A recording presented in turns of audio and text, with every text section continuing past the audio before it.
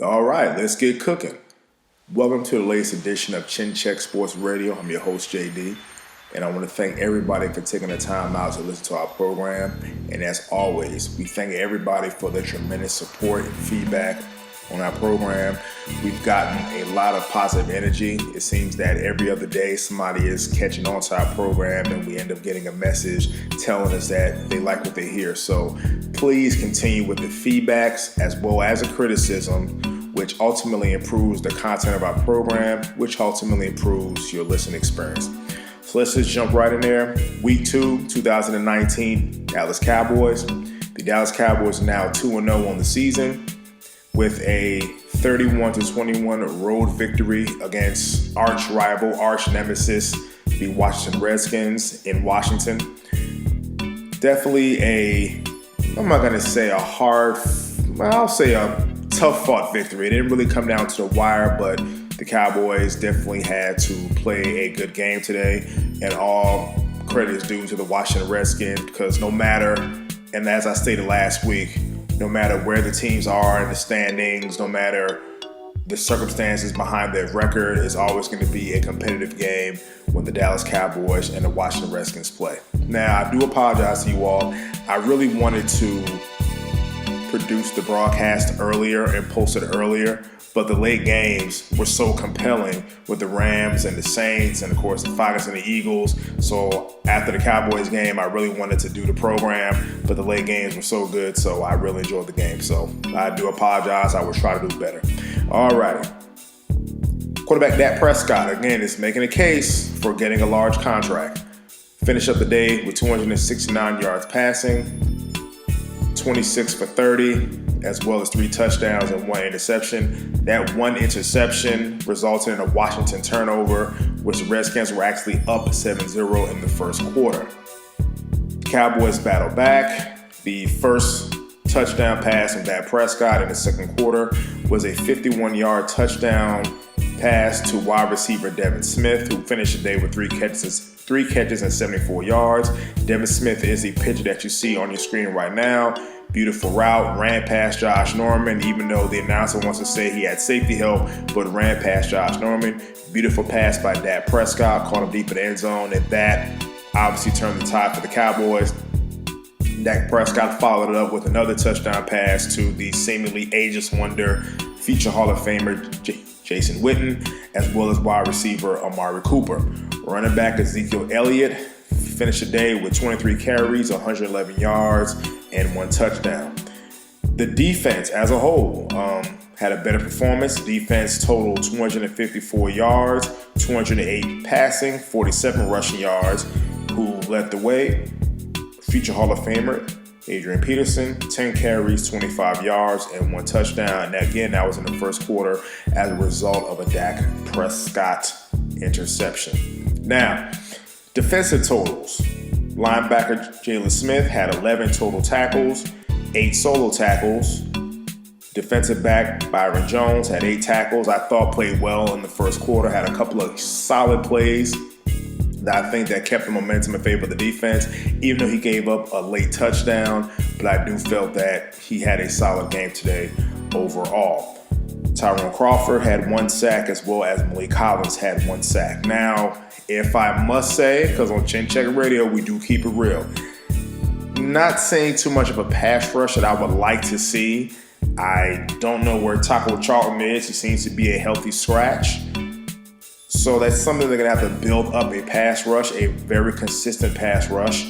DeMarcus Lawrence this week, 0 tackles, 0 sacks. So you got a lot of money. Again, I don't want to, talk about the man's money, but and this needs to see just a little bit more pressure. That's one weakness, if I could say so far on the team, is I don't see a very strong pass rush. So that'll be something to kind of keep an eye on as the season progresses. But again, the season is still young, so there's plenty of time to grow. But let's start building that pass rush.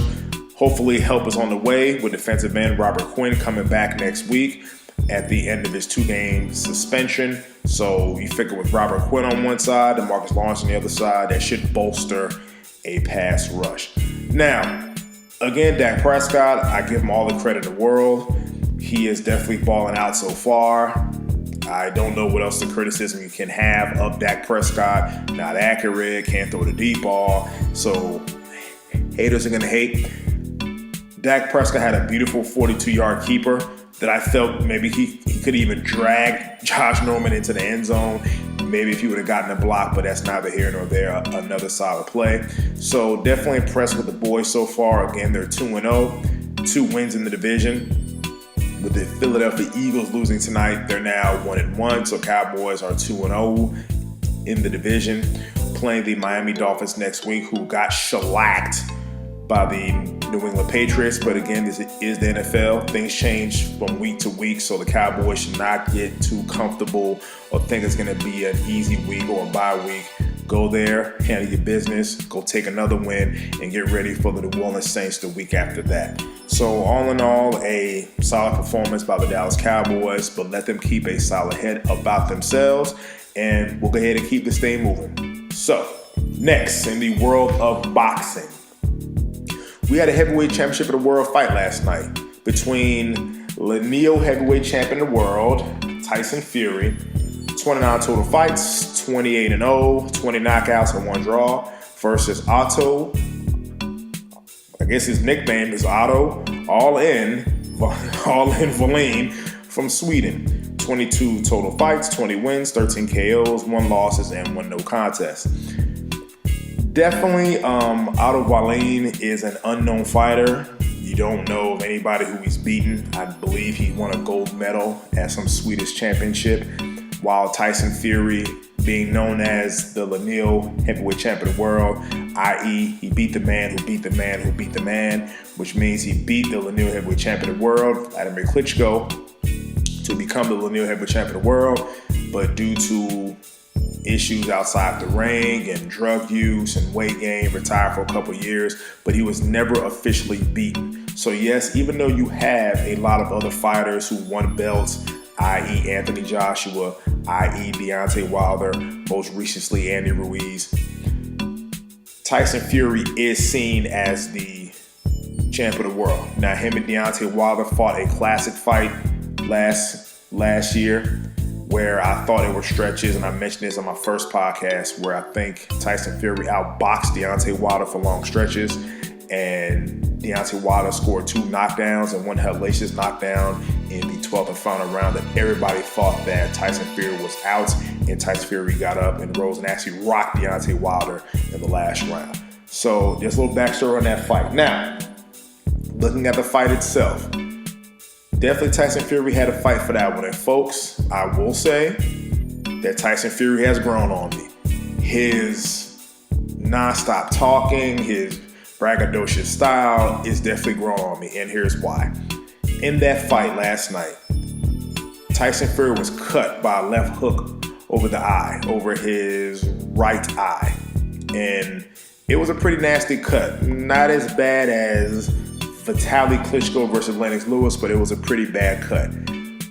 And at first, Tyson Fury came out a little bit sluggish. In the second round, for some reason, he decided to switch southpaw. Didn't do that bad as a southpaw, but was cut in the third round. And of course, people were wondering, could he stop the fight? Could he stop the fight? So there was always an air of mystery around the fight, if they could stop it. Eventually, being that the cut was ruled by a punch, which means that if the doctors were to stop the fight, then they will go by the scorecard. So, and at certain points, you had, I think you had Otto Wallin, at least I did, had him winning on the scorecards. Then Tyson Fury just put his foot on the gas pedal, and I thought fought brilliantly. I thought he gutted the fight out. Blood pouring down the right side of his face. Now, of course, when you have a cut over your eye and blood starts to stream down your face, now you start to worry about if the blood is getting in your eye, impairing one's vision, which means the man can't defend himself. But I thought Tyson Fury fought. I mean, the guy, he's definitely fought like a heavyweight champion of the world. He didn't give his title up. I thought he rocked Otto Wallin a couple of times, hit him with some nice, good, stiff body shots. So I'm impressed with the guy. I have to give credit where credit is due. I looked at Tyson Fury a little bit differently when I just talked about the knockdown against Deontay Wilder in their epic fight, where he was knocked down, stretched out, eyes rolling in the back of his head, veins sticking out of his neck. and he eventually rose up to rock Deontay Wilder. So there's something inside this guy. If you get past all the trash talking and all the bloviating, there's a true fighter in there. And at one point in the 6th round, now some call it dirty tactics, where they were clinched up and Otto Wallin decided to nudge the cut a little bit, stick his glove inside the cut, and make it a little bit worse. Hey, listen. One man's tomato is another man's tomato. One man's trash is another man's treasure. So the way I look at it, some people say that was a dirty move. Some people call it smart strategy in boxing. However you want to feel, that's how you feel. But Otto Wallin even he dug inside the cut a little bit, tried to make the cut even worse. But I thought towards the end he faded down the stretch, and I feel that Tyson Fury did a lot to win the fight by unanimous decision. I thought he pretty much swept, I'm going to say, the 7th through the 11th rounds. So definitely an impressive showing by Tyson Fury. Of course, the fight everybody wants to see is him versus Deontay Wilder 2. I believe that fight is already signed, sealed, and delivered for some time next year. But now Deontay Wilder has to get past his rematch versus Luis King Kong Ortiz, who they fought another great fight where Ortiz rocked Wilder and Wilder knocked Ortiz out, so they decided to have a rematch. So that's going to be another fight. And as the fight gets closer, we'll do our predictions and we'll analyze the fight. So those are the fights that are coming up. So great job to Tyson Fury. He has all my respect in the world. Great job, champ. You showed tremendous heart. So, hey, I'm a fan of you. I have to just call it the way I see it. In other big fight news, there's another big fight coming up November the 2nd. Between light heavyweight champ of the world, Sergey the Crusher Kovalev, versus Canelo Alvarez, the reigning middleweight champ of the world.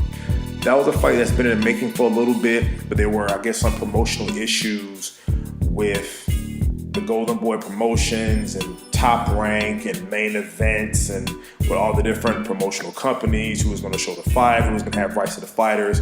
So, but the fight is signed, sealed, and delivered. I am definitely looking forward toward this fight. It's definitely going to be, you have the classic great small man versus good big man. I don't think Kovalev is necessarily at his peak anymore, at his prime anymore. I think he might have lost a few steps, but of course he has the tremendous punching power and just stiff block jab versus Canelo Alvarez, who's younger, quicker, stronger, is a better boxer, could move in and out. I think it's naturally filling out in weight. So that's going to be a fight that I think everybody's going to be watching. It's definitely an intriguing fight for both men. So that'll be something, again, as we get closer to the fight. I'll definitely be mentioning it on our podcast, as well as discussing the fight when the fight is over, because of course I shall be watching on the Zone channel, which I do need to subscribe to, by the way, as well as ESPN Plus. So, by the way, is it just me this weird not having boxing on HBO anymore? I know ESPN Plus, they do a great job, and refreshing to hear the Timothy Bradleys and Andre Wards are doing the commentary, and as well as the Zone. But at the same time, it still feels that something is a little bit empty not having these fights on HBO. But of course, times change, so you have to change with the times. As you all know, HBO boxing got in the fight game after 45 years in the game. So still kind of bittersweet, but we're definitely prepared for it. And coming up in a few weeks is a good fight in the welterweight division between Errol the Truth Spence and Showtime Sean Porter. For, I'm not going to say welterweight supremacy, but we're going to pretty much start knocking off these other guys. As you see, Keith Thurman lost against Manny Pacquiao. You're going to have Spence and Porter. The fight that everybody wants to see is going to be Spence versus Terrence Bud Crawford. So I think now we're starting to get to the cream of the crop of the welterweight division. So that Porter and Spence fight is going to be, I guess you could say, an eliminator fight to get to some of the bigger fights. So again, we'll do our predictions and or do our analysis after the fight is over with. So again, this is Chin Check Radio. Again, thanking you for listening to our program. We definitely enjoy what we're doing. We definitely enjoy you having us. So until the next time, you take care.